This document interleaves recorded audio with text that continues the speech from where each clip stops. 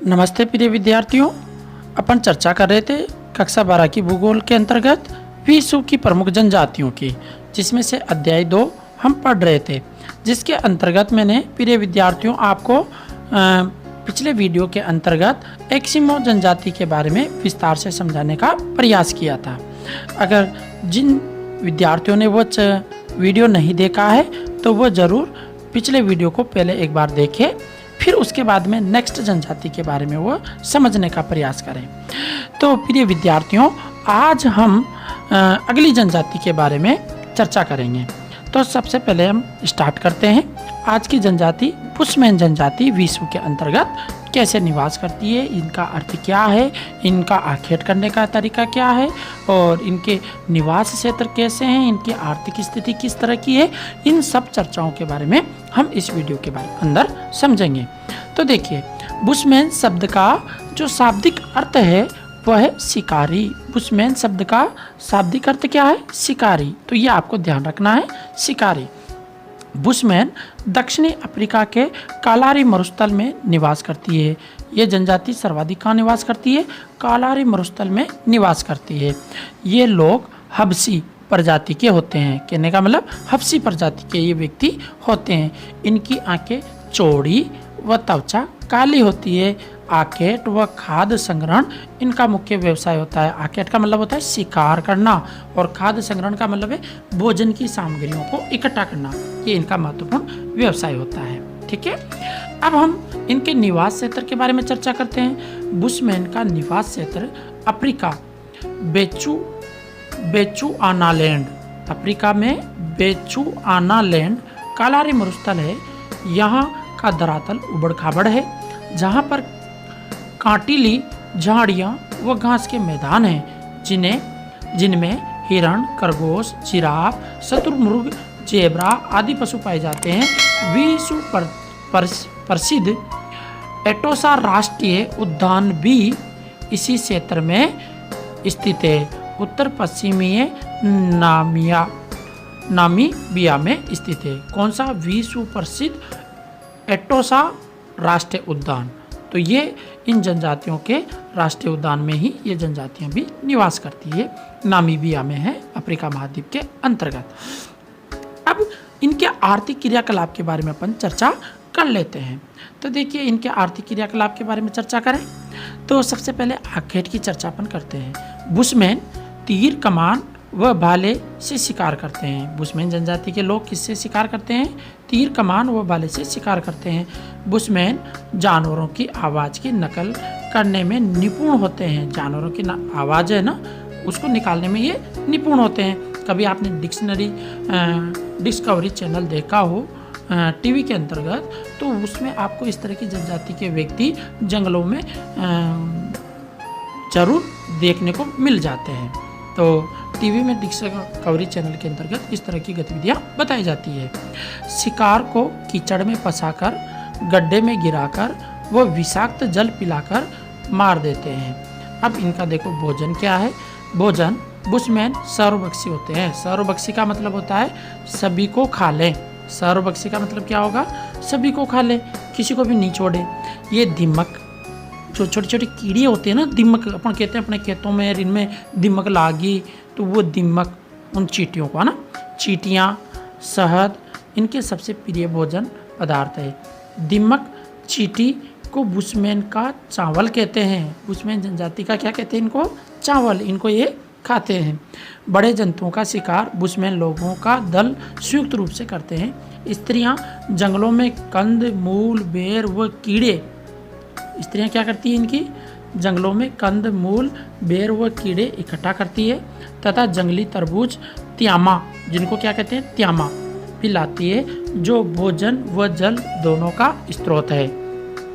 Bushman लोगों में ज़्यादा खाने व भूखे रहने दोनों प्रकार की परिस्थितियाँ आती रहती है। कहने का मतलब, जब भी तो इनको हबसी कहते हैं। आप टूट की नहीं खा ले, वो आप कहेंगे गपक गपक कोई चीज़ मिल जाओ, गुलाब जामुन मिल गया, शादी में गया और एक साथ बैठ गया 10 रखा लिया और वहाँ खा रहा था, फिर शाम के 8 डाइजेशन खराब हो गया, तो फिर कह दे घर का हबसी की नहीं खाए है, जो पेट तो दुगनो ही दुगनो। या उल्टे होनी, तो इस प्रकार से इनको हब्सी श्रेणी में रखा गया है और सौरभक्षी। और ये सबसे ज़्यादा भूखे रहने दोनों प्रकार की परिस्थितियाँ इनके सामने होती रहती है। अब इनके वस्त्रों के बारे में अपन चर्चा करते हैं कि ये वस्त्र किस तरह के पहनते हैं। तो देखिए, वस्त्र बुशमैन जनजाति के जो व्यक्ति होते हैं वह शरीर पर बहुत कम वस्त्र पहनते हैं जो केवल खाल के बने होते हैं, उनका उपयोग करते हैं। पुरुष लंगोट पहनते हैं जबकि स्त्रियां चोंगा पहनती है, जिसे स्थानीय भाषा में क्रॉस कहा जाता है। क्रॉस वस्त्र व बिस्तर दोनों का कार्य करता है। बुशमैन स्त्रियां इसी में अपने बच्चे व संग्रहित वस्तुओं को भी लपेट कर रखती है। बुशमैन लोग चर्बी में मिट्टी मिलाकर उसका शरीर पर लेप करते हैं जो धूप व जहरीले कीड़े मकोड़ों के काटने से शरीर की रक्षा करता है। बुशमैन लोग कभी भी स्नान नहीं करते हैं। देखो कितने गंदे व्यक्ति हैं, बहुत ज़्यादा। बुशमैन ये जनजाति के व्यक्ति पहले स्नान ही नहीं करते थे, बहुत लंबे समय में स्नान करते होंगे। तो देखिए निवास गृह इनका किस तरह का है। मौसम की कठोरता से बचने के लिए बुशमैन लोग गुफाओं झोपड़ियों में रहते हैं। लकड़ी व चटाई की बनी होती है। बुशमैन लोगों के अस्थायी निवास को वर्फ कहते हैं, जिनमें 8 से 10 झोपड़ियाँ होती है। वर्फ का मतलब है एक छोटा सा समूह जहाँ पे ये जनजाति रहती है, उसे वर्फ कहते हैं। ठीक है, आया आपको विद्यार्थियों समझ में। आगे देखिए, बुशमैन जनजाति के औजार व बर्तनों के बारे में अपन चर्चा करते हैं। तो सबसे पहले औजार व बर्तन। तो औजार में इनके तीर कमान, भाला, पर्ची, अग्निदंड, फायर स्टिक इसकी सहायता से कमान से रगड़कर अग्नि उत्पन्न करते थे। बुशमैन के प्रमुख औजार हैं। शतुरमुर्ग के अंडे का उपयोग जल रखने के लिए किया जाता है। भोजन प्रायः कच्चा खाते थे और बर्तनों की आवश्यकता इनको नहीं होती थी, इसलिए इनके पास बर्तन बहुत कम होते थे। तो ये भी आपको ध्यान रखना है। समाज व संस्कृति। देखो इनकी समाज और संस्कृति किस तरह की है बुशमैन जनजातियों की, उनके बारे में भी देखते हैं। बुशमैन लोग छोटे दल के रूप में रहते हैं जिनमें प्राय 20 से कम व्यक्ति रहते थे। अर्थात जो इनका समाज है वो 20-25 व्यक्तियों का एक समूह होता था। धार्मिक परंपराओं व मान्यताओं में प्रकृति को केंद्रीय स्थान प्राप्त है, अर्थात प्रकृति को सर्वाधिक मानते थे। बुशमैन 2 भगवानों में विश्वास करते थे, जिनमें से एक पूर्व व दूसरा पश्चिम दिवस में निवास करता था। ये लोग जादू टोने में भी विश्वास करते थे। ओझा इन्हें बीमारियों व प्रेत आत्माओं से बचाता था। ओझे का मतलब है जो अपना आज का जमाना में कहते ना झाड़ू फूक वाला जो लाछाप डॉक्टर जैसो आपने क्यों चाह, तो वो श्याण का यहाँ की आत्माओं ने बचाव को काम भी करा चाह।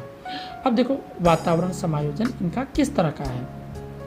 बुशमैन लोग ने अपने आप को वातावरण से समायोजित कर लिया। इनमें थोड़ा सामान कम बचे शिकार या शिकार किए गए पशुओं के प्रत्येक अंग का काम में लेना तथा शिकार प्राय बड़े व नर वयस्क जंतु का ही किया जाना, ये इनका इस तरह की स्थितियां हैं। एक तो ये क्या करते हैं अपने आप को वातावरण में समायोजित कर रहे और थोड़े से सामान से ये काम चला लेते हैं और कम बच्चे होते हैं इनके, शिकार किए गए पशुओं से प्रत्येक अंग का ये उपयोग लेते हैं और ज़्यादातर जो शिकार करते हैं वो बड़े वयस्क जंतुओं का ही ये करते हैं। देखिए इनकी आधुनिक संस्कृति किस तरह की है। बाह्य लोगों के संपर्क में आकर बुशमैन अब आर्केड के साथ साथ जल स्रोतों के निकट आदि निर्वाह कृषि करने लगे हैं। बुशमैन स्थानीय व्यापारियों के साथ वस्तु विनिमय, वस्तु के बदले वस्तु व्यापार करते हैं। कहने का मतलब जैसे यहाँ कि आपको कोई चीज़ चाहिए, आज भी गांव में ये कंडीशन है, ग्रामीण इलाकों के अंतर्गत जब किराने की दुकान पे जाते हैं तो हम क्या करते हैं वस्तु लेके जाते हैं और उस वस्तु के बदले वापस वस्तु लेके आते हैं। जैसे आप गेहूँ लेके गए, 1 किलो गेहूँ लेके गए, उसके बदले आप शक्कर लेके आए, तो आपने क्या किया कि वस्तु दी और वस्तु के बदले वस्तु लेकर आ गए। तो ऐसी स्थितियाँ इनके पास में थी। भारत की प्रमुख जनजातियाँ, भारत में अफ्रीका महाद्वीप के बाद सर्वाधिक जनजातियां पाई जाती है। भारत की अधिकांश जनजातियों का संबंध प्रोटो ऑस्ट्रेलिया समूह से है। संख्या की दृष्टि से सर्वाधिक जनजातियां क्रमशः मध्य प्रदेश, महाराष्ट्र, उड़ीसा, गुजरात व राजस्थान में व लक्षद्वीप व मिजोरम की 95% आबादी जनजातियों की है। कहने का मतलब जिनमें से मिजोरम और लक्षद्वीप में तो 95% आबादी तो जनजातियों की है। संख्या की दृष्टि से भारत की सबसे बड़ी जनजाति क्रमशः गोंड, संताल व भील है। भारत की जनजातियों के वर्गीकरण का प्रथम प्रयास एच रिसेल ने किया। बीएस गुआ का जनजाति वर्गीकरण सर्वाधिक मान्य है। ध्यान रहे विद्यार्थियों, आपसे क्वेश्चन पूछा जा सकता है जिसमें 1931 की जनगणना के आधार पर भारत को 1944 में 6 प्रमुख जनजाति समूह में विभाजित किया गया। अब हम तीसरी जनजाति के बारे में, विश्व की तीसरी जनजाति के बारे में चर्चा करते हैं, वह है भील जनजाति। भारत की सबसे प्राचीन तथा संख्या की दृष्टि से भील भारत की तीसरी सबसे बड़ी जनजाति है। भील शब्द की उत्पत्ति द्रविड़ भाषा के बिल्लू शब्द से है, जिसका अर्थ है तीर अंदाज। आर्थिक दृष्टि से ये लोग स्थायी, कर्षक, सामाजिक दृष्टि से पितृत्व, सत्तात्मक व परंपरागत रूप से अच्छे तीरंदाज होते हैं। पौराणिक मान्यताओं के अनुसार भीलों की उत्पत्ति महादेव के पुत्र निषाद से मानी जाती है। महादेव जी का जो पुत्र था भगवान महादेव का निषाद, उससे इनकी उत्पत्ति मानी जाती है। निषाद ने पिता महादेव के बैल जो नंदी को घायल कर दिया था, तो दंड स्वरूप निषाद को पर्वतीय क्षेत्र में रहने की सजा दी गई। कर्नल जेम्स टोड के अनुसार भील अरावली पर्वतीय क्षेत्र में निवास करने वाले लोग हैं, जिन्हें राणा पूजा के नेतृत्व में अकबर के खिलाफ महाराणा प्रताप की सहायता की थी। ऐतिहासिक दृष्टि से भील जनजाति ने डांगरिया, डूंगरपुर, बांसवाड़ा, कोटा, देवा, उदयपुर पर भी शासन किया। इसके बाद में आगे देखिए शारीरिक गठन। भील जनजाति के लोगों का रंग गहरा, भील जनजाति के जो लोगों का रंग है वह गहरा काला और नाक चौड़ी, मध्यम कद के गठीले शरीर वाले होते हैं। परिश्रमिक, ईमानदारी होते हैं और चोरी करना धार्मिक पाप मानते हैं। किसी प्रकार की चोरी नहीं करते हैं भील जनजाति के व्यक्ति। निवास क्षेत्र भील जनजाति राजस्थान, मध्य प्रदेश, गुजरात, महाराष्ट्र के दुर्गम पहाड़ी व पठारी क्षेत्र में निवास करते हैं। राजस्थान में मुख्य रूप से भीलवाड़ा, डूंगरपुर, बांसवाड़ा, उदयपुर, चित्तौड़गढ़ में निवास करते हैं। अब इनकी आर्थिक क्रियाकलाप है, उनके बारे में भी अपन हल्की सी जानकारी ले लेते हैं। देखो, भीलों की आजीविका का मुख्य आधार है खाद्य संग्रहण करना, और ये जंगलों से खाद्य संग्रहण करते भी हैं। ठीक है। आखेट जूमिंग कृषि है, और जूमिंग कृषि के 2 प्रकार प्रचलित है। देखो यहाँ पे इनके जूमिंग कृषि ये जो पढ़ेंगे, इनकी डिटेल अपने भूगोल के अंतर्गत कक्षा 11 के अंतर्गत बहुत ज़्यादा विस्तार से अपने को मिलती है। फिर भी यहाँ पे मैं इनके 2 शब्द लेके आया हूँ, एक तो चीमाता और एक दजिया। इन दोनों कृषि के बारे में अपन यहाँ पे हल्की सी मैं आपको समझा दूँ। चीमाता जो कृषि है वो पहाड़ी डालों पर की जाने वाली आदिम कृषि होती है, और जो दजिया कृषि है ये मैदानी भागों में की जाने वाली आदिम कृषि होती है। अब जो पहली थी चीमाता और दूसरी कौन सी है, दजिया। अब यहाँ पे हम बात करते हैं भोजन। इनका भोजन किस तरह का होता है? भोजन सबसे ज़्यादा पसंद है इनको मक्का, ज्वार प्रमुख फसलें, मक्का व राबड़ी। राबड़ी जिसको आपने कहा छाछ राबड़ो है ना, राबड़ी भीला को प्रमुख भोजन है।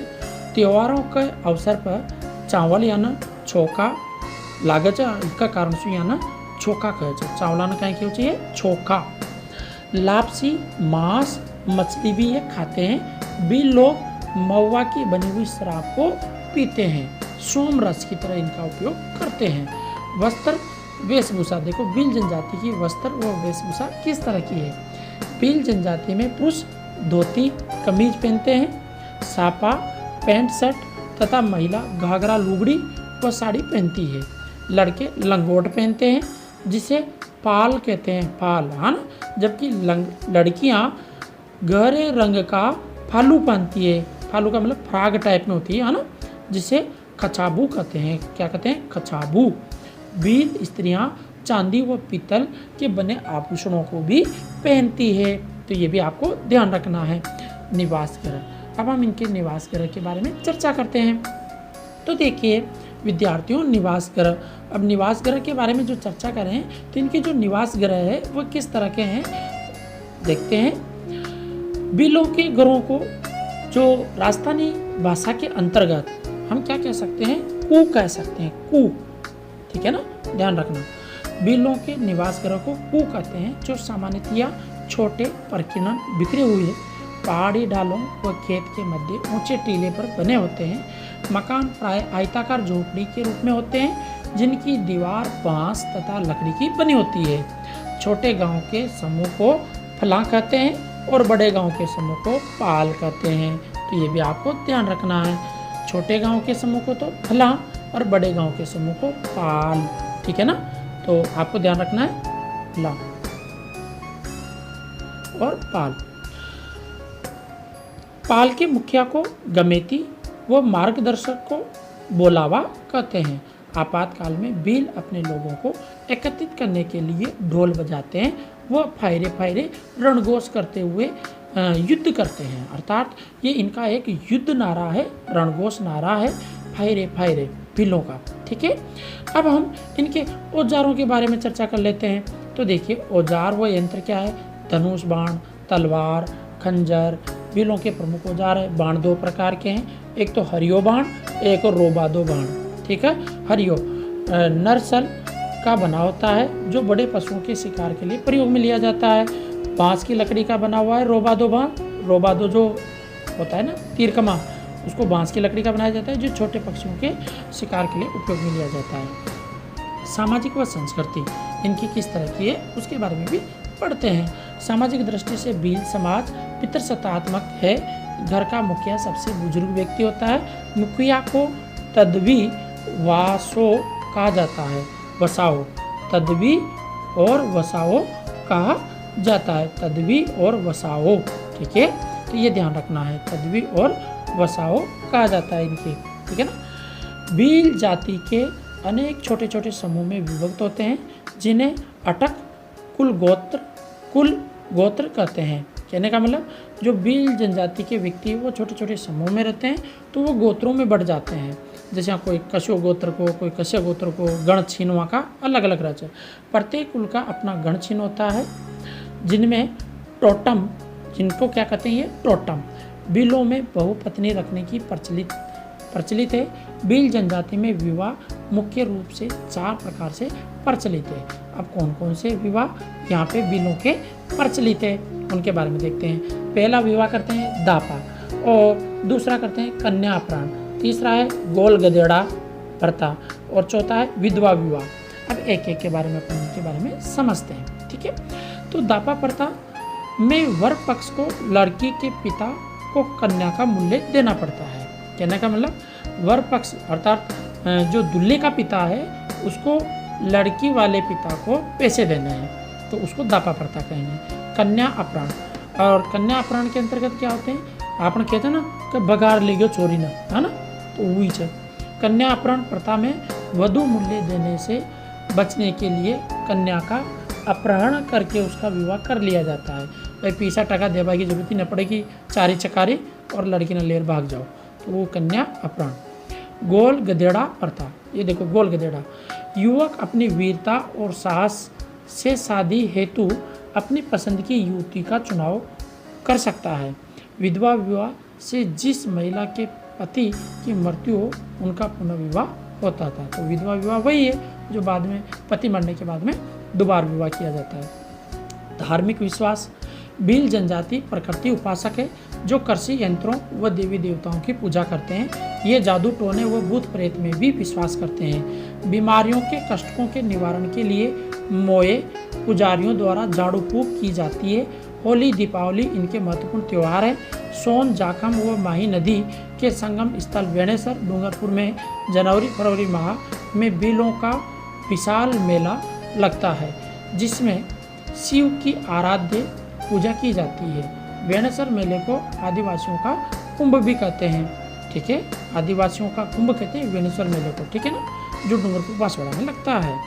आधुनिक संस्कृति से संपर्क, भील जनजाति के शहरी संस्कृति से संपर्क होने लगा है, जिससे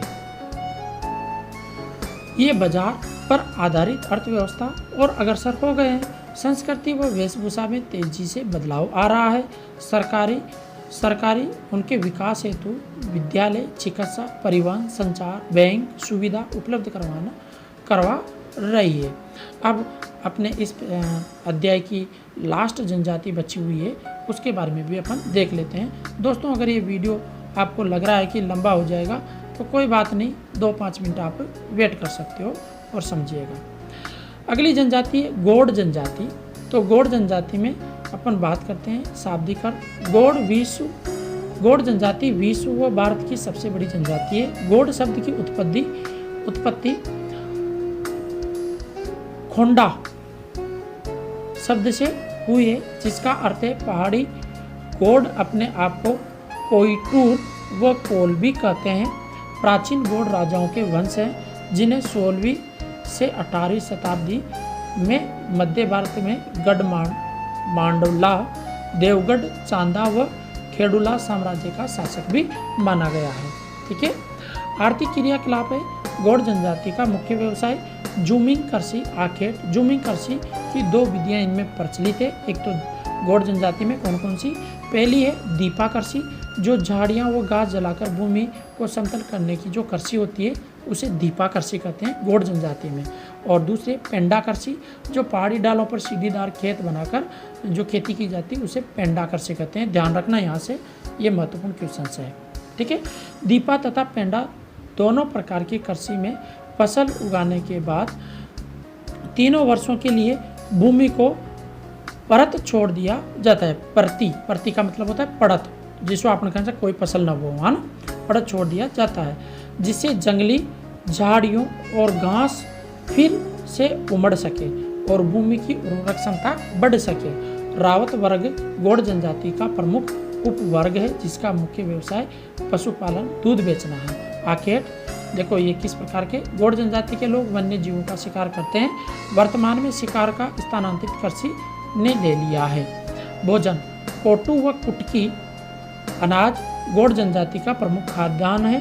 त्योहार पर चावल और मांस खाते हैं। महुआ से बनी शराब का सेवन भी करते हैं। वस्त्र और आभूषण इनके, गोंड प्राय सूती वस्त्र पहनते हैं।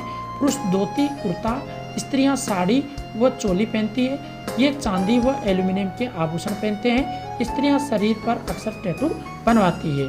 निवास गृह, गोंड नंगली अथवा पल्ली और छोटे छोटे गांव में रहते हैं, जिन्हें टोला कहते हैं। टोला, ध्यान रखना। घर घास फूस व मिट्टी के बने होते हैं। टोला के पास ही युवा गृह होते हैं, जिन्हें गोटल कहा जाता है। औजार व बर्तनों के बारे में भी चर्चा करते हैं। गोंड लोगों के औजार साधारण होते हैं, जिनमें फावड़ा, खुरपी, दराती, कुल्हाड़ी, तीर आदि प्रमुख हैं। समाज व संस्कृति, गोंड समाज पितृसत्तात्मक है। सबसे बुजुर्ग पुरुष परिवार का मुखिया होता है। गांव के मुखिया मुखादम व चौकीदार कोतवार कहलाता है। गांव का पुजारी पुरोहित को देबारी कहा जाता है। विवाह समारोह जल स्रोत के निकट या आम के पेड़ के नीचे आयोजित किया जाता है। विवाह में किसी भी प्रकार की बाधा से बचने के लिए पहले से ये रामधुनी का आयोजन करवाते हैं। गोंड बोली द्रविड़ भाषा परिवार से संबंधित है, जिसका संबंध तमिल व कन्नड़ से है। दुलिया गोंड की प्रमुख गायक दुलिया गोंड की प्रमुख गायक जाति है, जो प्रधान गोंड की गौर गाथा गाकर सुनाते हैं। शंभु महादेव गोंडों का प्रमुख देवता है। गोंडों में कबाड़ी प्रथा का प्रचलन तथा जिसे वर्तमान में सरकार ने पूर्णतः प्रतिबंध कर दिया है। कबाड़ी प्रथा के तहत छोटे से कर्ज को चुकाने के लिए ऋण की कई पीढ़ियों को साहूकार के पास गुलामों की भांति कार्य करना पड़ता था। आधुनिक संस्कृति से इनका संपर्क किस तरह से है? शिक्षा का स्तर बढ़ने लगा है, लोग खदानों व उद्योगों में कार्य करने लगे हैं और इन्हीं के नज़दीक नई बस्तियां बसने लगी है, इसलिए इनकी जीवन शैली में बदलाव आया है। तो प्रिय विद्यार्थियों, ये आपका चैप्टर नंबर 2 लगभग 2 वीडियो में कंप्लीट हो चुका है। और अब आपको मैं ये कहता हूँ, आशा करता हूँ कि आप अपने अन्य दोस्तों तक भी इस वीडियो को ज़रूर शेयर करेंगे। अगर आपको ये अच्छी लगी हो तो ज़रूर कमेंट भी करेंगे, लाइक भी करेंगे। अगर कोई बात आपको समझ में नहीं आई हो, कोई टॉपिक आपका छूट गया हो, तो आप मेरे को कमेंट बॉक्स में बता सकते हो। मैंने इसको शॉर्ट तरीके से अच्छे नोट्स बनाकर आपको अध्ययन करवाने का प्रयास कर रहा हूँ। धन्यवाद दोस्तों।